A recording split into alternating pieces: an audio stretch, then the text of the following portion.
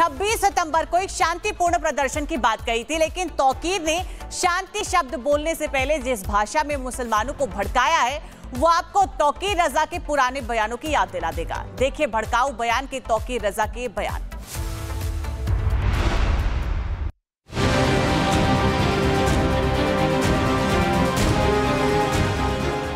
भारत में संवैधानिक नियमों को मानने वालों की संख्या देश की जनसंख्या के बराबर ही है, लेकिन अगर कुछ अपवादों को छोड़ दिया जाए, क्योंकि इस देश की 140 करोड़ की आबादी में कुछ नाम ऐसे भी हैं जो अपनी सियासी दाल गलाने और सस्ती लोकप्रियता की थाली सजाने के लिए हमेशा कुछ न कुछ बयान देते ही रहते हैं ताकि वो बस सुर्खियों में बने रहें। उन्हीं नामों में से एक है मौलाना तौकीर रजा। अब तक आपने इनके कई बयान सुने होंगे। खुद को मुस्लिमों का रहनुमा कहलवाने की चाह रखने वाले तौकीर ये शायद भूल जाते हैं कि देश की जनता अब नासमझ नहीं है। जनता के मुद्दों और बयानों की कसौटी को वो जिस सांचे में डालकर परोसना चाहते हैं, जनता पहले ही अंदाजा लगा लेती है कि उसका आकार क्या उभर कर आएगा। और यही वजह है कि इस धर्मनिरपेक्ष देश को अब वो खुद अघोषित हिंदू राष्ट्र की शक्ल देते हुए नजर आ रहे हैं। देखिए, हिंदुस्तान में इस वक्त अघोषित तरीके से बाकायदा इन्होंने हिंदू राष्ट्र कायम कर लिया है। मुसलमानों की कहीं कोई सुनवाई नहीं हो रही है, मुसलमान पर कहीं जुल्म हो रहा है, ज्यादती हो रही है। देश की सड़कों, चौक चौराहों पर नजर आ रहा एक पोस्टर जिस पर आई लव मोहम्मद लिखा हुआ है।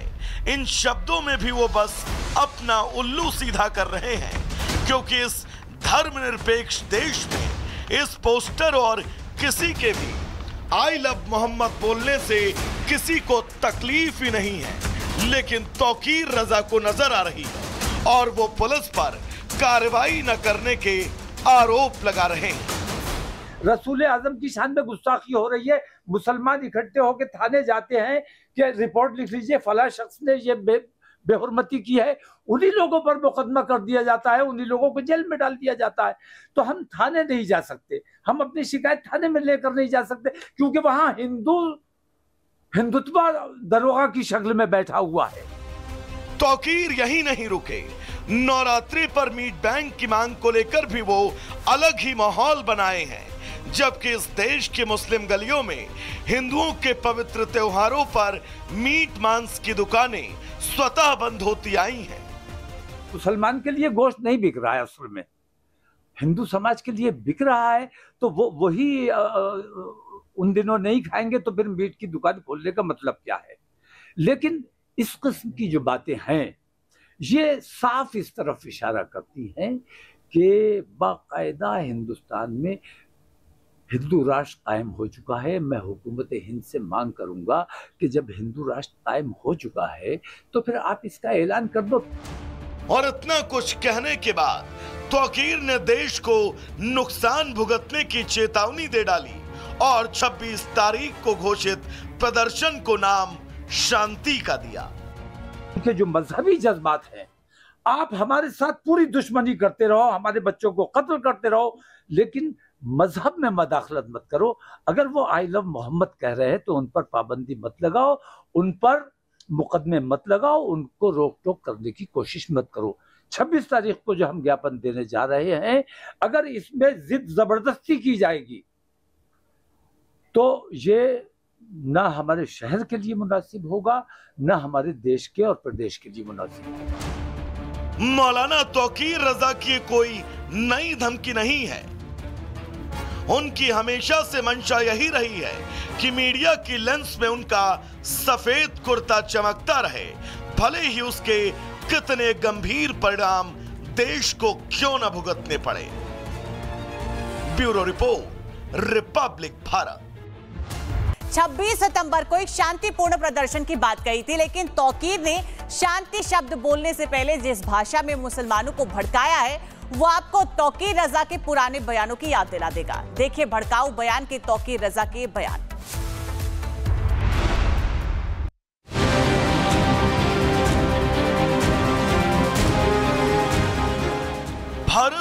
संवैधानिक नियमों को मानने वालों की संख्या देश की जनसंख्या के बराबर ही है। लेकिन अगर कुछ अपवादों को छोड़ दिया जाए, क्योंकि इस देश की 140 करोड़ की आबादी में कुछ नाम ऐसे भी हैं जो अपनी सियासी दाल गलाने और सस्ती लोकप्रियता की थाली सजाने के लिए हमेशा कुछ न कुछ बयान देते ही रहते हैं, ताकि वो बस सुर्खियों में बने रहें। उन्हीं नामों में से एक है मौलाना तौकीर रजा। अब तक आपने इनके कई बयान सुने होंगे। खुद को मुस्लिमों का रहनुमा कहलवाने की चाह रखने वाले तौकीर ये शायद भूल जाते हैं कि देश की जनता अब नासमझ नहीं है। जनता के मुद्दों और बयानों की कसौटी को वो जिस सांचे में डालकर परोसना चाहते हैं, जनता पहले ही अंदाजा लगा लेती है कि उसका आकार क्या उभर कर आएगा। और यही वजह है कि इस धर्मनिरपेक्ष देश को अब वो खुद अघोषित हिंदू राष्ट्र की शक्ल देते हुए नजर आ रहे हैं। देखिए, हिंदुस्तान में इस वक्त अघोषित तरीके से बाकायदा इन्होंने हिंदू राष्ट्र कायम कर लिया है। मुसलमानों की कहीं कोई सुनवाई नहीं हो रही है, मुसलमान पर कहीं जुल्म हो रहा है, ज्यादती हो रही है। देश की सड़कों, चौक चौराहों पर नजर आ रहा एक पोस्टर जिस पर आई लव मोहम्मद लिखा हुआ है। इन शब्दों में भी वो बस अपना उल्लू सीधा कर रहे हैं, क्योंकि इस धर्मनिरपेक्ष देश में इस पोस्टर और किसी के भी आई लव मोहम्मद बोलने से किसी को तकलीफ ही नहीं है। लेकिन तौकीर रजा को नजर आ रही है और वो पुलिस पर कार्रवाई न करने के आरोप लगा रहे हैं। रसूल आजम की शान में गुस्ताखी हो रही है। मुसलमान इकट्ठे होकर थाने जाते हैं कि रिपोर्ट लिख लीजिए, फला शख्स ने ये बेहुरमती की है, उन्हीं लोगों पर मुकदमा कर दिया जाता है, उन्हीं लोगों को जेल में डाल दिया जाता है। तो हम थाने नहीं जा सकते, हम अपनी शिकायत थाने में लेकर नहीं जा सकते, क्योंकि वहां हिंदुत्व दरोगा की शक्ल में बैठा हुआ है। तौकीर यही नहीं रुके, नवरात्रि पर मीट बैंक की मांग को लेकर भी वो अलग ही माहौल बनाए हैं। जबकि इस देश के मुस्लिम गलियों में हिंदुओं के पवित्र त्योहारों पर मीट मांस की दुकानें स्वतः बंद होती आई हैं। मुसलमान के लिए गोश्त नहीं बिक रहा है, असल में हिंदू समाज के लिए बिक रहा है। तो वो वही उन दिनों नहीं खाएंगे तो फिर मीट की दुकान खोलने का मतलब क्या है। लेकिन इस किस्म की जो बातें हैं ये साफ इस तरफ इशारा करती हैं कि बाकायदा हिंदुस्तान में हिंदू राष्ट्र कायम हो चुका है। मैं हुकूमत हिंद से मांग करूंगा कि जब हिंदू राष्ट्र कायम हो चुका है तो फिर आप इसका ऐलान कर दो। और इतना कुछ कहने के बाद तौकीर ने देश को नुकसान भुगतने की चेतावनी दे डाली और 26 तारीख को घोषित प्रदर्शन को नाम शांति का दिया। उनके जो मजहबी जज्बात हैं, आप हमारे साथ पूरी दुश्मनी करते रहो, हमारे बच्चों को कत्ल करते रहो, लेकिन मजहब में मदाखलत मत करो। अगर वो आई लव मोहम्मद कह रहे हैं तो उन पर पाबंदी मत लगाओ, उन पर मुकदमे मत लगाओ, उनको रोक टोक करने की कोशिश मत करो।